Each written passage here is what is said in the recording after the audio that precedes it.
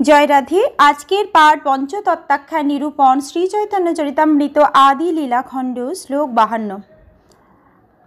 ইহা শুনি রহে প্রভু ঈষৎ হাসিয়া, সেই কালে এক বিপ্র মিলিল আসিয়া। আসি নিবেদন করে চরণে ধরিয়া, এক বস্তু মাগ দেহ প্রসন্ন হইয়া।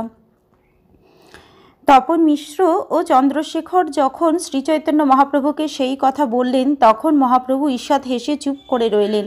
সেই সময় শ্রীচৈতন্য মহাপ্রভুর সঙ্গে সাক্ষাৎ করার জন্য এক ব্রাহ্মণ সেখানে এলেন।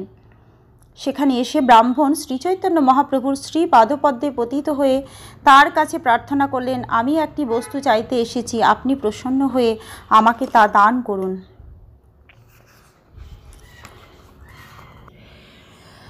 সকল সন্ন্যাসী মুই কইনু নিমন্ত্রণ, তুমি যদি আইসো পূর্ণ হয় মোর মন। হে প্রভু, আমি বারাণসীর সমস্ত সন্ন্যাসীদের আমার গৃহে নিমন্ত্রণ করেছি। তুমি যদি আমার নিমন্ত্রণ গ্রহণ করে সেখানে আসো, তাহলে আমার মনোবাসনা পূর্ণ হয়। না যাহ সন্ন্যাসী গোষ্ঠী ইহা আমি জানি, মোরে অনুগ্রহ করো নিমন্ত্রণ মানি। হে প্রভু, আমি জানি যে তুমি অন্যান্য সন্ন্যাসীদের সঙ্গ করো না, কিন্তু আমাকে অনুগ্রহ করে আমার এই নিমন্ত্রণ স্বীকার করো। প্রভু হাসি নিমন্ত্রণ কইল অঙ্গীকার, সন্ন্যাসীরে কৃপা লাগি এ ভঙ্গি তাহার। শ্রী চৈতন্য মহাপ্রভু হেসে সেই ব্রাহ্মণের নিমন্ত্রণ গ্রহণ করলেন। মায়াবাদী সন্ন্যাসীদের কৃপা করবার জন্য তিনি এভাবে আচরণ করলেন। সে বিপ্র জানেন প্রভু না যান কারো ঘরে, তাহার প্রেরণায় তারে অত্যাগ্রহ করে। আর দিনে গেল প্রভু সে বিপ্র ভবনে, দেখিলেন বসিয়াছেন সন্ন্যাসীর গণে। সবা নমস্করি গেলা পাদ প্রক্ষালনে, পাদ প্রক্ষালন করি বসিলা সেই স্থানে।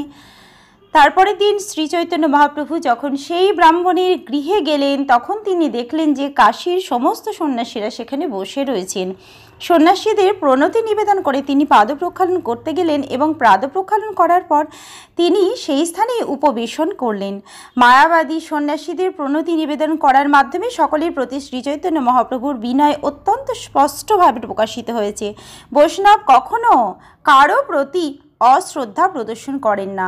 সুতরাং সন্ন্যাসীদের প্রতি যে তারা অত্যন্ত শ্রদ্ধাপরায়ণ হবেন সেই সম্বন্ধে কোনো সন্দেহ নেই। শ্রী চৈতন্য মহাপ্রভু শিক্ষা দিয়ে গিয়েছেন, অমানিনা মানো দেন। অন্য সকলকে সম্মান দান করা উচিত, কিন্তু নিজে কখনো সম্মানের প্রত্যাশা করা উচিত নয়। সন্ন্যাসীর কর্তব্য হচ্ছে সর্বদা খালি পায়ে চলাফেরা করা, এবং তাই তিনি যখন মন্দিরে অথবা ভক্ত গোষ্ঠীতে প্রবেশ করেন তখন সবার আগে তাকে পাদ প্রক্ষালন করে উপযুক্ত আসন গ্রহণ করতে হয়। ভারতবর্ষে এখনও প্রচলিত রীতি রয়েছে যে জুতো খুলে একটি কোনো নির্দিষ্ট স্থানে তা রেখে তারপর পা ধুয়ে খালি পায়ে মন্দিরে প্রবেশ করতে হয়। শ্রীচৈতন্য মহাপ্রভু হচ্ছেন একজন আদর্শ আচার্য। যারা তার পদাঙ্ক অনুসরণ করেন তাদের কর্তব্য হচ্ছে তিনি আমাদের যে শিক্ষা দিয়ে গিয়েছেন তা অনুসরণ করে ভগবত ভক্তির পন্থা অনুশীলন করা। বসিয়া করিলা কিছু ঐশ্বর্য প্রকাশ, মহাতেজময় বপু কোটি সূর্যাভাস। মাটিতে বসে শ্রীচৈতন্য মহাপ্রভু তার কিছু ঐশ্বর্য প্রকাশ করলেন। তখন মনে হলো তার মহা তেজময় শরীর থেকে যেন কোটি সূর্যের মতো উজ্জ্বল জ্যোতি প্রকাশিত হলো। শ্রীচৈতন্য মহাপ্রভু হচ্ছেন পরমেশ্বর ভগবান শ্রীকৃষ্ণ, তাই তিনি সর্বশক্তিমান। তাই তার পক্ষে কোটি সূর্যের মতো উজ্জ্বল জ্যোতি প্রকাশ করা মোটেই অসম্ভব নয়। শ্রীকৃষ্ণের আর একটি নাম হচ্ছে যোগেশ্বর, অর্থাৎ যিনি সমস্ত যোগৈশ্বর্যের অধীশ্বর। শ্রীকৃষ্ণ চৈতন্য মহাপ্রভু হচ্ছেন শ্রীকৃষ্ণ স্বয়ং, তাই তিনি যে কোনো অলৌকিক শক্তি প্রদর্শন করতে পারেন। প্রভাবে আকর্ষিল সব সন্ন্যাসীর মন, উঠিল সন্ন্যাসী সব ছাড়িয়া আসন। সন্ন্যাসীরা যখন শ্রীচৈতন্য মহাপ্রভুর দেহের অপূর্ব জ্যোতি দর্শন করলেন তখন তাদের চিত্ত তার প্রতি আকৃষ্ট হলো এবং তারা তৎক্ষণাৎ সসম্ভ্রমে আসন ছেড়ে উঠে দাঁড়ালেন। প্রকাশানন্দ নামে সর্বসন্ন্যাসী প্রধান, প্রভুকে কহিল কিছু করিয়া সম্মান। মায়াবাদী সন্ন্যাসীদের নেতা প্রকাশানন্দ সরস্বতী তখন সেখানে উপস্থিত ছিলেন। তিনি উঠে দাঁড়িয়ে গভীর সম্মান সহকারে শ্রীচৈতন্য মহাপ্রভুকে বললেন, ইহা আইসো শুনহ শ্রীপাদ, অপবিত্র স্থানে বৈশ্য কিবা অবসাদ। দয়া করে এখানে আসুন, দয়া করে এখানে আসুন। হে শ্রীপাদ, আপনি কেন এই অপবিত্র স্থানে বসেছেন? আপনার এই বিষাদের কারণ কি? প্রভু কহে, আমি হই ধীন সম্প্রদায়, তোমা সবার সভায় বসিতে না জুয়াই। মহাপ্রভু তখন উত্তর দিলেন, আমি হীন সম্প্রদায়ভুক্ত সন্ন্যাসী, তাই আপনাদের সঙ্গে একত্রে বসার যোগ্যতা আমার নেই। আজকের পাঠ এই অবধি।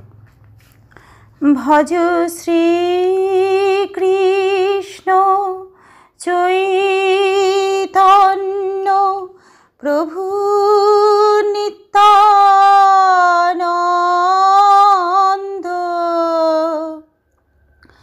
শ্রী অদ্বৈত গদাধর শ্রীবাসাদি গৌরী ভক্ত বৃন্দ।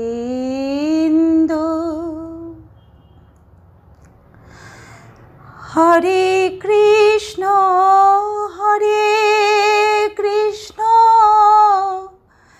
কৃষ্ণ কৃষ্ণ হরে হরে,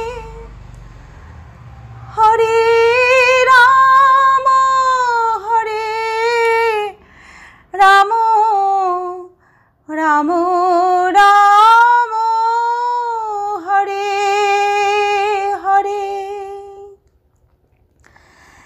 জয় রাধে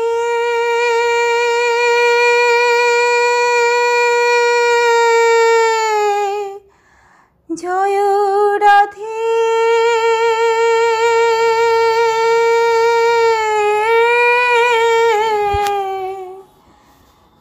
জয় রাধে